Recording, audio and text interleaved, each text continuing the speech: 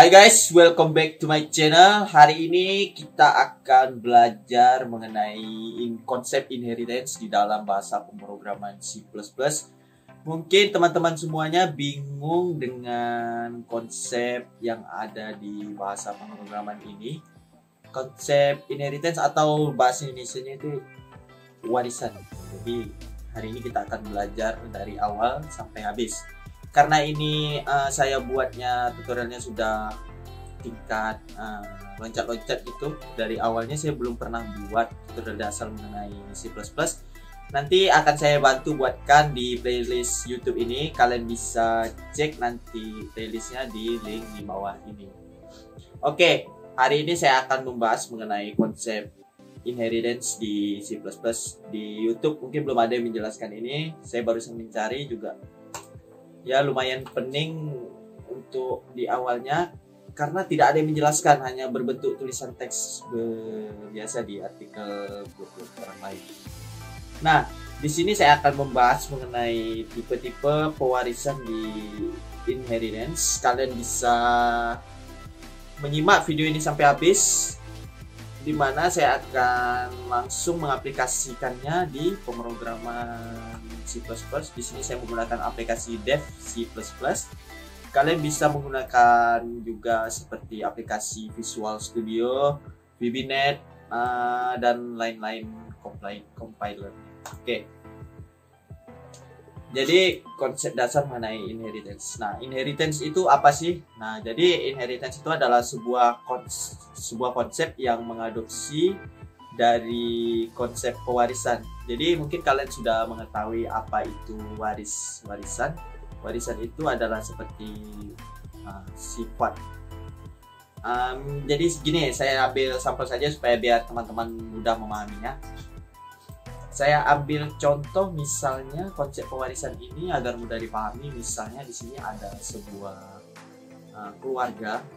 Di sini ada bapak, ayah, di mana ayah memiliki misalnya memiliki 3 orang anak. Nah, masing-masing anak tadi sudah pasti mewarisi sifat ayahnya. Nah, itu adalah konsep warisan yang di dalam pemrograman. Jadi di pemrograman juga ada namanya inheritance. Oke, jadi itu adalah konsep dasar mengenai pewarisan di pemrograman. Kita bisa ambil sampel di kehidupan sehari-hari. Misalnya tadi ada seorang bapak memiliki 3 anak. Nah, di masing-masing anak tersebut pasti mewarisi sifat bapaknya. Begitu juga di pemrograman. Kenapa mengadopsi dari konsep tersebut agar lebih mudah untuk memanggil si kelas anak tadi ke kelas ibunya. Nah, jadi di dalam pewarisan di C++, kalian mengenal yang namanya ada base class atau kelas ibu dan derivate class atau kelas anak. Jadi di dalam konsep pewarisan kalian cukup mengenal 2 saja. Yang pertama ada base class, yaitu kelas induk seperti di gambar ini bisa kalian lihat. Kemudian ada juga derivate class. Derivate class itu adalah kelas anak. Nah, di kelas-kelas anak ini dia mewariskan sifat dari base class tersebut. Nah, jadi begitulah cara kerja dari konsep pewarisan ini yang harus kalian pahami. Nah, kemudian next, untuk yang penting-pentingnya saja, saya ingin menjelaskan tipe-tipe yang ada di inheritance atau pewarisan. Nah, jadi di dalam tipe-tipenya yaitu kalian mengenal cukup 3 saja. Ya, ada public, ada protect, ada private. Oke guys, kita lanjut. Jadi di sini saya gambarkan supaya sobat sekalian tidak bingung. Jadi di dalam tipe-tipe pewarisan kita mengenal yang namanya ada public, ada protect, ada private. Nah, umumnya orang menggunakan ketiga tipe-tipe ini untuk menjalankan program pewarisan mereka agar berjalan sepenuhnya. Jadi tidak sah apabila pewarisan itu tidak menggunakan konsep ketiga ini. Oke, jadi buat kalian yang belum tahu apa itu publik dapat saya simpulkan bahwa ketika kalian mendaftarkan base class atau derivate class sebagai public, maka anak-anak kelas di bawahnya tetap dapat membaca fungsi atau data tersebut yang telah kalian daftarkan tadi. Di protect, kalau kalian menggunakan protect ini, protect itu hampir sama seperti publik. Dia menjaga data tersebut dari misalnya dari kelas tersebut tetap terbaca di kelas-kelas bawahnya, namun tidak seperti public. Public itu seperti keseluruhan, sedangkan protect hanya untuk kelas tersebut dan pewarisannya. Kemudian untuk private ini biasa saya gunakan untuk seperti khusus di kelas tersebut saja. Jadi misalnya seperti tipe data, untuk menambahkan tipe data, hal-hal yang dikhususkan untuk kelas tersebut. Nah, jadi seperti itu. Nanti supaya teman-teman bisa mudah memahami apa maksud dari ketiga tipe ini, kita akan langsung implementasikan ke programnya. Oke, sampai di situ dulu. Nah, jadi sebuah pewarisan itu contoh penulisannya bisa kalian lihat di sini. Ini adalah contoh pembuatan kelas pegawai, contohnya itu untuk merujuk ke public orang dan private manusia. Jadi dia mengambil base class dari orang dan private ke manusia. Nah, jadi seperti yang kalian lihat, ini adalah contoh penulisan untuk derivate class ini. Oke, kita lanjut ke contoh program aja langsung. Sini bagi kalian yang belum mempunyai aplikasi Dev C++, dapat kalian unduh dahulu, dapat kalian install. Kemudian kita akan mengoperasikan ini. Oke, jadi di sini saya akan menunjukkan dasar-dasar seperti pembuatan kelas mungkin yang teman-teman belum ketahui. Jadi di sini saya contoh membuat include IOStream terlebih dahulu untuk memanggil library dari input output. Lalu kita masukkan namespace std untuk memanggil standar karakter untuk cout atau cin-nya agar lebih mudah. Apabila kalian belum paham dasar-dasarnya seperti cin cout yang saya jelaskan ini, kalian bisa membaca referensi terlebih dahulu untuk dasar-dasar C++. Nanti mungkin di video selanjutnya akan saya buatkan video yang lebih lengkapnya lagi. Oke, jadi di sini sudah saya buatkan konsep dasar dari pewarisan. Jadi di sebuah pewarisan itu kan tadi terdapat kelas induk ya, kelas induk atau base class. Cara membuatnya cukup mudah. Cara membuatnya kita tambahkan saja kelas, misalnya kelas manusia. Buka kurung, kita itu untuk pembuatan kelasnya. Jadi untuk penamaan di main block di int main-nya ini kita kurang int main-nya. Jadi nanti kelas tersebut dapat kita definisikan seperti ini. Manusia sebagai m, sebagai variabel m, agar kita tidak suka lagi. M memanggil fungsi apa nanti? Karena fungsinya belum saya buat, maka kita akan next-kan saja dulu. Karena di sini saya juga belum buat fungsinya. Oke, masuk ke tadi lagi. Jadi ini adalah bentuk hierarki. Di sini sebenarnya saya lebih memfokuskan untuk mempelajari hierarki dan multi level karena saya baru memahami yang kedua ini. Sebenarnya di C++ itu ada banyak, ada inheritance single, multi level, hierarki, hybrid, multi level, dan access specific. Di materi video kali ini saya cuma membahas tentang hierarki dengan multi level saja. Nah, perbedaannya itu apa? Multi level dengan hierarki. Mari kita lihat konsep di diagram ini. Jadi, konsep hierarki ini diambil misalnya di sini ada base class yaitu sebagai kelas A. Kemudian dia memiliki turunan kelas B, kelas C, dan kelas D.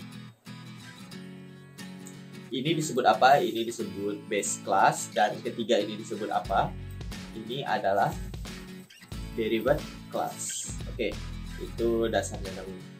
Konsep hierarki diambil berdasarkan misalnya tadi kelas A memiliki turunan B.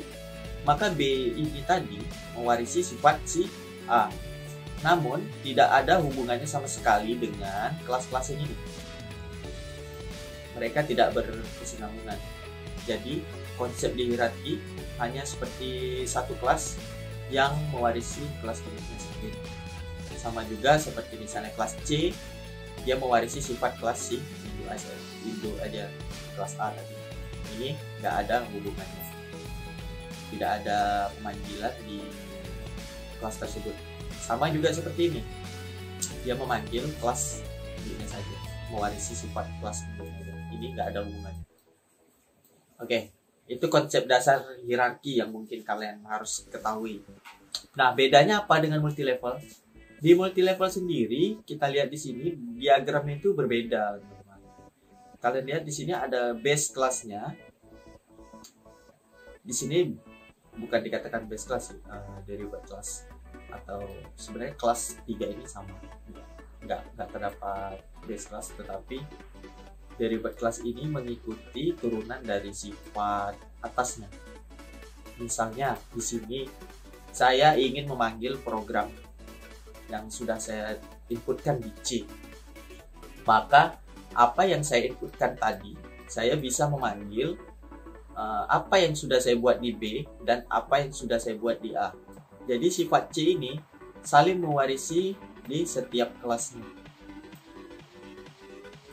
Nah, contohnya seperti misalnya saya mempunyai kelas, saya ingin membuat program, misalnya program tunjangan kerja.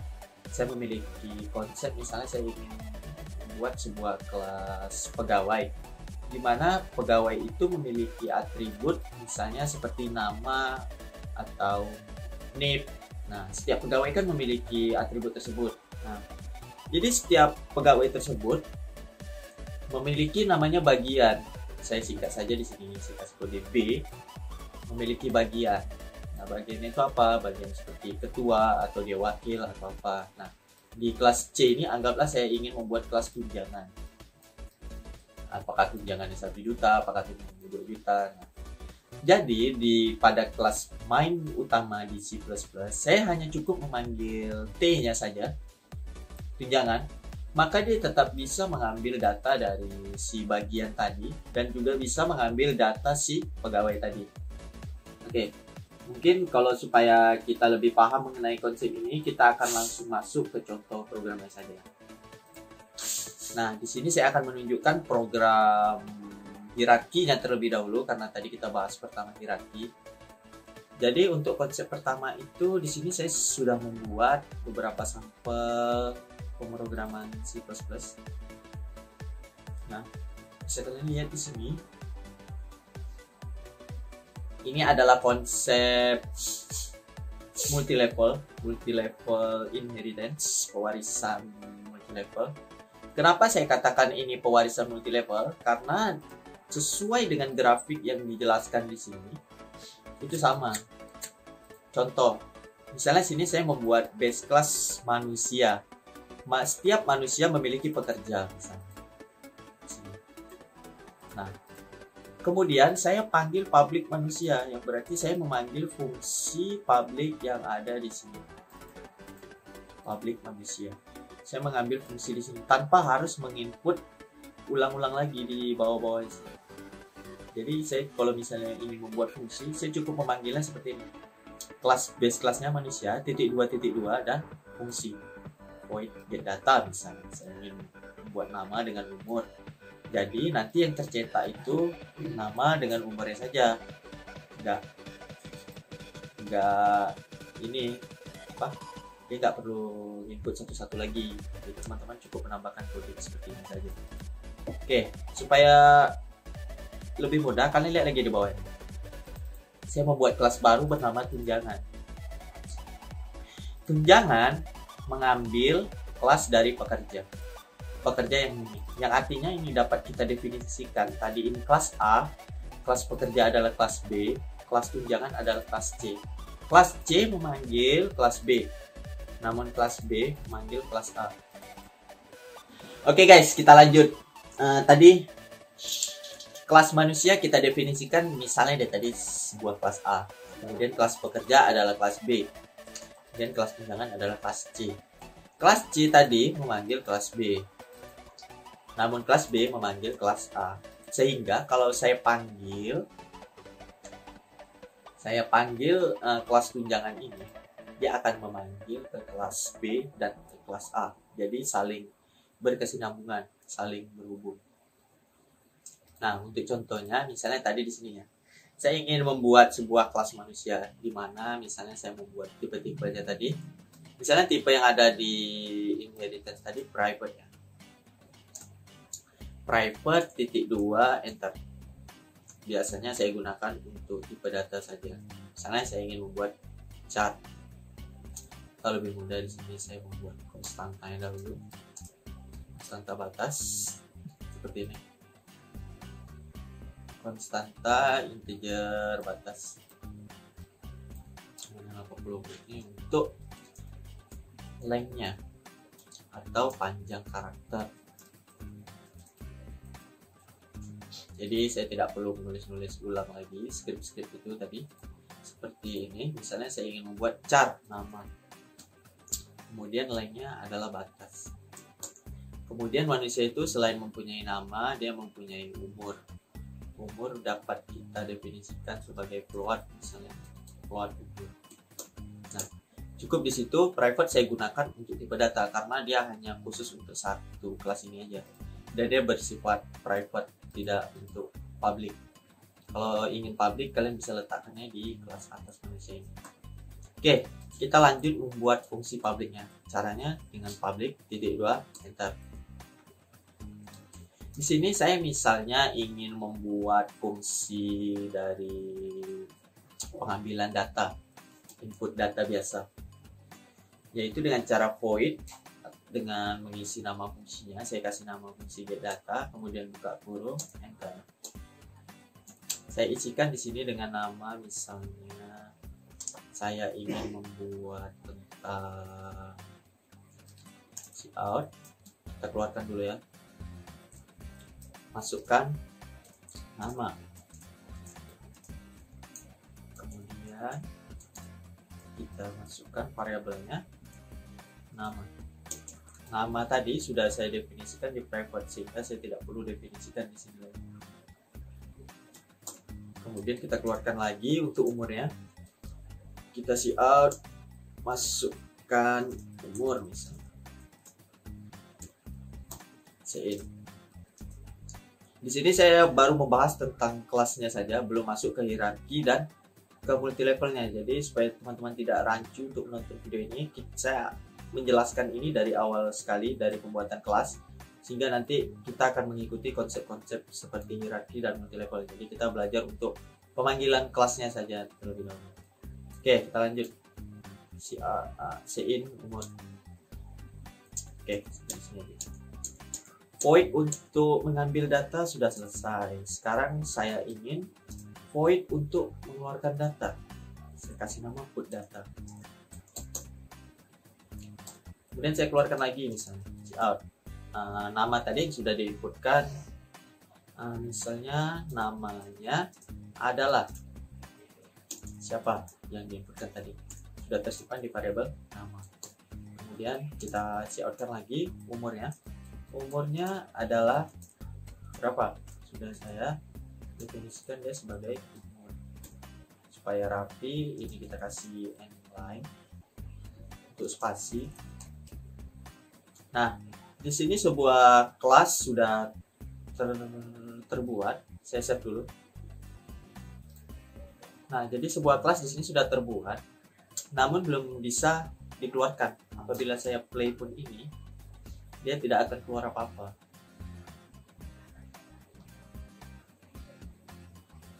Nah, kosong. Tapi padahal kelasnya sudah saya isi. Nah, kenapa? Karena di fungsi mainnya belum saya panggil. Nah, bagaimana cara memanggil ya? Kita contohkan sebagai berikut. Tadi manusia, kelas manusia saya definisikan sebagai M.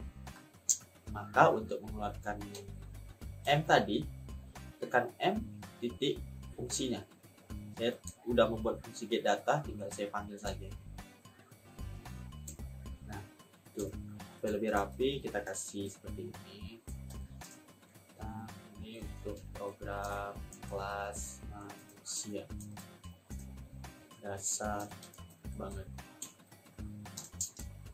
Kasih supaya rapi saja.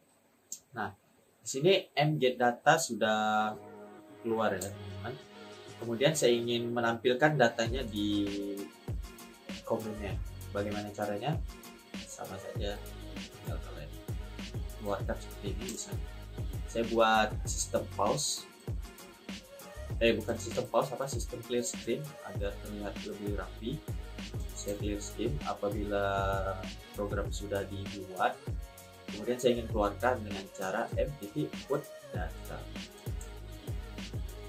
Di koma, sekarang kita play.